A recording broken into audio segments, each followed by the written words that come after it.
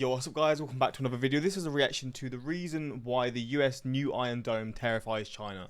The only Iron Dome that I really hear about or know about is the Israel one, to obviously protect it from being hit by missile strikes from other countries. Now obviously it does make sense that the US would have one and the UK, and I assume a lot of other countries have some sort of Iron Dome, which I assume is like a term just to basically like a shield for protection from missiles. I think that's probably what it is, right?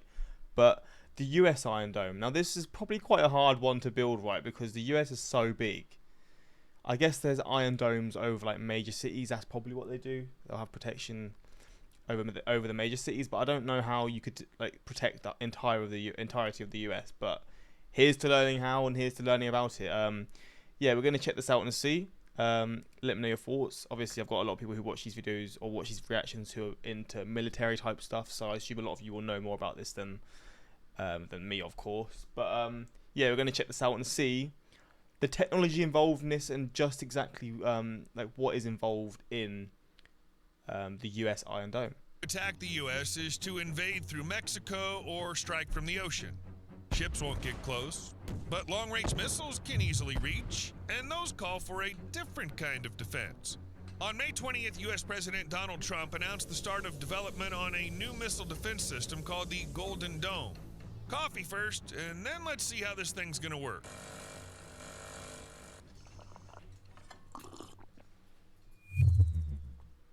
Just an unobtrusive reminder to do that thing under the video.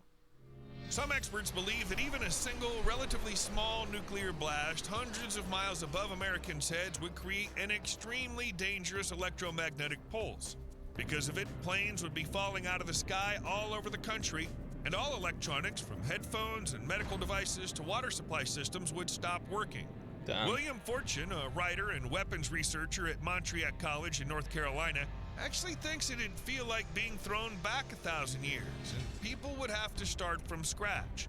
And Crazy. on the one hand, the U.S. used to have a great defense system, but on the other, the world is changing.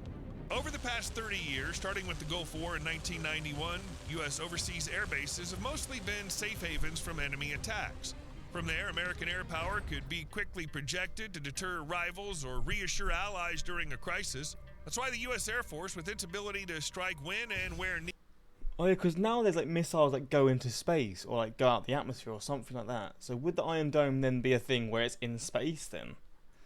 That's a fucking weird one, man. Bloody hell, we're too advanced. Needed in response to enemy aggression has long served as a kind of peace guarantee.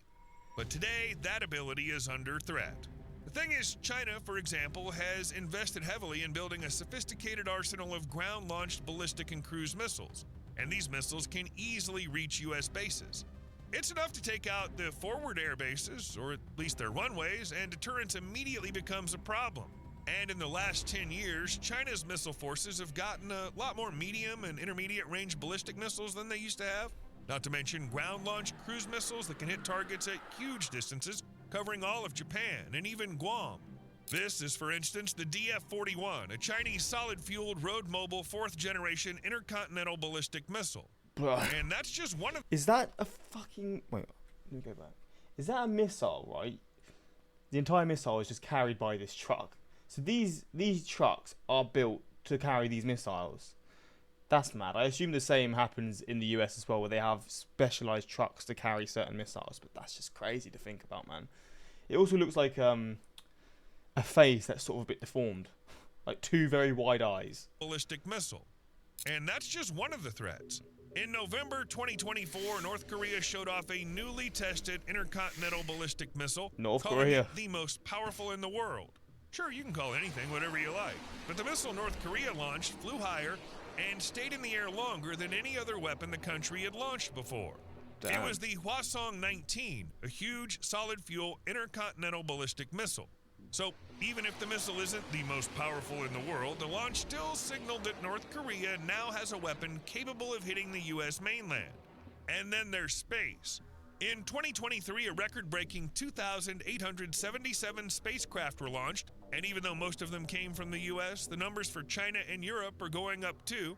China and Russia have already made progress developing space weapons that can knock out satellites used for navigation, aerial imaging, and long-distance communication. Basically, it's all kind of unsettling. Yeah, and oceans can't protect the U.S. anymore. For centuries, U.S. national security strategies were built on protecting the Atlantic and Pacific Oceans. But today's weapons have a much longer reach than before. On top of that, all current defense systems were designed to counter North Korea, which means they wouldn't be able to intercept a massive arsenal like the one Russia or China has. For example, new hypersonic missiles are maneuverable, super fast, and operate in a layer of the atmosphere where nothing else really flies. All of that creates a new problem that calls for a new kind of defense approach. So overall, it makes sense to assume that to protect its own country and help out its allies, the U.S. clearly needs some next-level tech. In response to these hypothetical, but according to experts, quite possible threats, U.S. President Donald Trump said in his recent address to Congress that he wants to build a unified air and missile defense system for the whole United States. So at this moment in time, said that is Israel's Iron Dome the best sort of protection or defense mechanism any country has, right? Because I assume with the tensions that Israel has in the Middle East and those kinds of things, they just have to invest so much money into it. Whereas the US is so far from a lot of the places or the countries that it has disagreements with or conflicts with. They don't necessarily have to worry as much about it. But I guess based off what you said, with the increasing sort of technology around sort of space missiles and like North Korea being able to shoot missiles to the US mainland, they're now having to think about this. I assume that's the case, but is Israel's Iron Dome, I think it is known as the best defense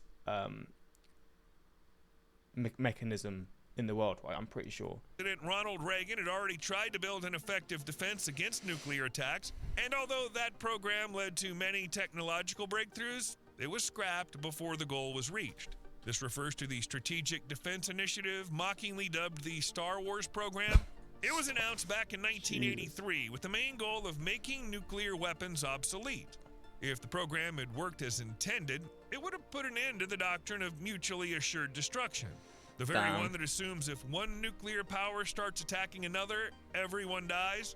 All in all, the idea was good, but back in 1987, the American Physical Society concluded that the tech just wasn't there to pull something like that off. It'd take at least another decade of research just to figure out if such a system was even possible. And now, almost 40 years later, Trump said in his address that all the necessary technologies are finally in place. Still, there are a number of challenges that clearly lie ahead. First of all, a potential enemy might roll out countermeasures to fool many kinds of possible defense systems, or they could just build more offensive nukes to overwhelm them. Also, some experts worry that large-scale deployments of missile defense could kick off an arms race. That adds extra tension. And besides, the size and scope of the proposed defense setup is just plain scary. Missile defense experts describe the task of intercepting long-range nuclear missiles as hitting a bullet with another bullet in the dark. Because the targets are small, they don't emit any radio or infrared signals, and they move really fast. So even the optimistic tech experts admit that a 100% interception rate is unlikely. It's worth mentioning that the U.S. already has a system of ground-based interceptors, mainly in Alaska, but at best, they can shoot down a couple dozen incoming warheads. If the number of intercontinental missiles increases, that really will be a next-level challenge. And this if you do shoot down a nuclear missile, it's still going to release the nuclear sort of fallout and stuff, isn't it? Because, I guess it depends where it is. If it's over the ocean, it's probably better for people. But then, there's so many different situations. If it's already on the US mainland and it's traveling to somewhere, then it's still going to release it, no? But, I don't know, maybe if it's not exploding on its own sort of mechanisms, it's not going to be as lethal. I don't know. Challenge is somehow supposed to be addressed by President Trump's Golden Dome, which, by the way, he wants to put in space. There we go. Here's the problem with this idea. A weapon based in low Earth orbit, if it's to have enough range and power to hit ICBMs or SLBMs mid-flight, has to keep moving all the time. That means you'd need up to dozens of units scattered around the globe to make sure one of them ends up in the right place at the right time. The absence factor makes the cost sky high if the system is meant to counter a large-scale synchronized attack. Suppose the absence factor is 20 to 1, and that's actually pretty good odds. In that case, a country would need 20 satellites in space just to be sure one of them is within the kill zone of enemy nukes at the right moment. And just recently, experts figured out that it would take a constellation of about 16,000 interceptors to fend off a rapid salvo of around 10 solid-fuel ICBMs like North Korea's Hwasong-18. Damn. The idea of having 16,000 satellites in orbit used to seem impossible until recently. Today, though, companies like SpaceX are making it happen. They've already launched around 7,000 satellites and plan to send up thousands more. So the idea is technically doable now, but the main issue is the cost. Actually, when Trump first revealed his concept of the Golden Dome during his address to Congress, he mentioned that such a dome exists in Israel, and other places too, and should be in the United States. The president meant Israel's Iron Dome missile defense system, which the country has been successfully using to intercept rockets and shells since 2011. In general, Israel has 3 main layers of defense across its territory, especially in the densely populated coastal, central, and northern areas. The Iron Dome has proven its incredible effectiveness many times over the years. It relies on a powerful network of radars, computers, and interceptor missiles, but there's one catch. The system's designed to intercept threats up close. Along with the Iron Dome, Israel also has 2 other setups called David Sling and Arrow that take on larger ballistic missiles. But defense against external attacks in the US and Israel are 2 completely different strategies. These countries just can't be compared in size. Israel's area is about 7,700 square miles, while the United States covers over 3.5 million square miles. Also, the Iron Dome usually only shoots down incoming weapons at a range of about 10 miles. To protect the entire United States with the same coverage, you'd need tens of thousands of defensive batteries. What's more, Israel currently... He's answering my damn questions, which is... He's saying my damn questions, which I'm assuming he's going to answer. So I am fascinated to see what the outcome of this could be then. Like what they could do to sort of, I guess, go against this, because obviously there's got to be different ways to go around it, right? He doesn't have opponents with nuclear weapons. The U.S. situation is totally different. Israel's territory is mostly flat desert, which is easy to defend, unlike the U.S. The Iron Dome mainly shoots down rockets and shells fired from border areas, so they're not very long range, but rockets that could potentially hit the U.S. are a whole different story. These are huge, powerful intercontinental ballistic missiles that fly into space and come back to Earth at hypersonic speeds. The Iron Dome would never be able to intercept those. On the other hand, Trump talks not about the Iron Dome, but the Golden Dome. That's actually no coincidence, according to the U.S. Patent and Trademark Office. Iron Dome is a trademark owned by an Israeli defense company, so the U.S. What? You trademarked Iron Dome? What? Why? The U.S. Department of Defense renamed the program from Iron Dome for America to Golden Dome for America. Well, for now, the current U.S. National Missile Defense System looks more like a wire mesh than an Iron Dome. It includes 44 long-range interceptors stationed in California and Alaska. Like I said, this setup was chosen because of North Korea. The U.S. also has hundreds of interceptor missiles placed on ships or on mobile ground units, originally designed to deal with short and medium-range air and missile threats. In theory, they might be able to help protect the country from long-range intercontinental ballistic missiles or submarine-launched ballistic missiles. But here, choosing the right placement is key, because the wire mesh, so to speak, isn't stretched everywhere. Yeah, and overall, it's about time to upgrade it so the system covers all phases of missile trajectories. It requires deploying different sensors on various platforms, on land, at sea, in the air, and in space. That is, the U.S. already has a wide range of sensors and interceptors all over the world and in space, primarily to protect the U.S. and its allies from ballistic missiles. But that's not enough. They need even more, so the sensors can also detect new missiles, hypersonic ones, for example, or those that can maneuver instead of just flying a set path. Unfortunately, so far, the White House and the Defense Department reps have given few real details about what the Golden Dome will actually look like. It's still in the concept phase, and the statements go like, there will be so many layers on land, sea, and space, and the system will be able to intercept any missile no matter where it's coming from. That said, the newly appointed head of the program, Space Force General Michael Getline, said the Golden Dome will be based on existing systems that are mostly aimed at traditional ICBMs. The new system will add several layers that will also be able to detect and defend against cruise missiles and other threats, including intercepting them before launch or at different stages of flight. Sure, not everyone shares that kind of fighting optimism. Even though missile defense tech has been around for decades, the kind of shield Trump wants to build would be way more complex and expensive. Experts think the key part of the new missile defense system will likely be space-based interceptors, and a few defense companies have already shown interest in the project. You just can't do without space tech if the goal is to shoot down powerful intercontinental ballistic missiles during launch. That phase only lasts 3 to 5 minutes, so you've got to act really fast. The idea is to put satellites in orbit that could spot missiles as they leave Earth and then shoot them down right at the start of their flight. But some plans are even more ambitious. The next-gen Golden Dome system will probably rely on directed energy weapons down the line, like So would part of the defense then be the US having these defense missiles that they shoot to defend themselves in their military bases? Because say you've got the satellites and they see, I don't know, I mean, if it's North Korea, obviously, then they'll have the side of Alaska and California being able to defend. But say it's, I don't know, from Iran, they can just shoot, and they shoot across Europe to the east coast of the US. Would they then have, maybe they already do, these defense, I don't know what they call it, I'm saying defense missile systems, to shoot down from their military bases, like the one that was attacked the other day in Qatar? Is that sort of where this is going then? Because that makes more sense, to be honest. It's just really interesting to think about them having their defense in regions so far away from the US. But that is the ultimate, I guess, defense you can have. That's crazy to think about. Powered lasers and strong microwaves to destroy incoming rockets. Honestly, though, what strikes me as boldest is... What are these things used for? They're lasers, right? Are they used for shooting stuff down? I don't really know, but god damn, they're powerful. Rockets. Honestly, though, what strikes me as boldest is Trump's claim that the Golden Dome could be finished by the end of his term. It should be fully operational before the end of my term. At the same time, the total cost of the project will eventually reach $175 billion. Pocket change for America. Damn, that's a lot of money. Including the initial $25 billion already invested. Bold?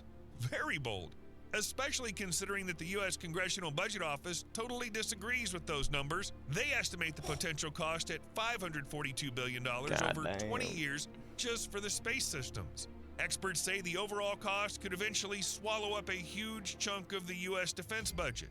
And creating a Golden Dome is going to take way more time than just until 2028, when Trump's next presidential term would end. But let's suppose for a second that deadlines and costs don't matter. Would the Golden Dome really give 100% protection? I mean, look, Israel's Iron Dome system is considered the most effective of its kind in the world. But even it isn't 100% effective, and now and then the Iron Dome has been overwhelmed by massive attacks using a huge number of cheap rockets and shells. So it's unlikely that any missile defense dome will ever offer 100% protection, even a golden one, or a diamond, or platinum one. A more important goal here is to achieve a kind of deterrence, similar to the Cold War standoff with the Soviet Union, which was based on nuclear weapons. All the new weapons that the Golden Dome will be protecting against are super expensive. The U.S. is trying to change the enemy's thinking so much that they decide it's just not worth it to launch their pricey missiles at the U.S., simply because there's a chance that this expensive missile won't hit its target. But then why should anyone be afraid of the Golden Dome? Not long ago, Chinese Foreign Ministry spokesperson Mao Ning told reporters that the Golden Dome plan raises the risk of turning space into a battlefield. To counter this missile defense system, a potential adversary might try to destroy or disable American satellites. A few countries already have missiles that can shoot down satellites, and they might also try to jam or hack the U.S. satellite systems. Moscow and Beijing have already said they'll start talks on preventing weapons from being deployed in space, and they've pledged to counter any policies or actions aimed at gaining military dominance up there. The original sentence was actually way longer, but you get the idea. I mean, it is quite scary moving all of this now to space, right? Like, we've got enough on Earth. We're going to just bring fucking war to space. Bro, that is crazy. I came across an opinion that the Golden Dome might technically violate the 1967 Outer Space Treaty, which bans placing nuclear or any other weapons of mass destruction in space. Yeah, the system doesn't really seem to be about that, but just the very idea of space warfare honestly sounds terrifying. And all of us human beings have the right to be afraid of it. You owe me a like. See you later. Oh, the sudden end. There we go. I mean, look, it's in the works. I guess it's not something that's guaranteed. I mean, I guess they are talking about doing it already though. They've planned out on everything. No system or anything can be 100% perfect, but that doesn't mean millions of lives are not worth saving. Making animations like these takes so much time and effort. We know that very well. Has anyone ever watched a Gundam? No, I'm not gonna read that. What the hell is that? I don't remember what the thumbnail was. I can't remember. But yeah, here we go. I mean, look, we're moving to space in terms of missiles and war, bro. It's actually like Star Wars is becoming more and more a reality. Obviously, Star Wars is just in different galaxies, but you know what I mean. Like space war is just crazy. Space conflicts, like, it's just mad. Humans are different. Like, I just always think about like how we have done all this stuff on Earth. I say we as if I'm involved, but as a species, we've done so many things that, I mean, unless you believe conspiracy theories or you believe certain things like that, like, we're so much more advanced than anything that's been on this planet, especially in regards to creating things like this. Like, it's too advanced. I don't like it. Let's just reel it back a little bit and just, keep it to the ground. I mean, you can fly in the skies, that's helpful, you can go on planes and holidays and stuff like that. But let's keep it on the ground, man. Let's keep it in our atmosphere. We've not got to fuck around with space. But yeah, this is crazy. I mean, obviously, like I said, it's pretty early stages, but here we go. I guess the defense of the US is being taken more and more serious, especially when it comes to other countries creating more powerful weapons. But yeah, that's pretty much it. Let me know your thoughts on this, and until next time, like, subscribe, and peace.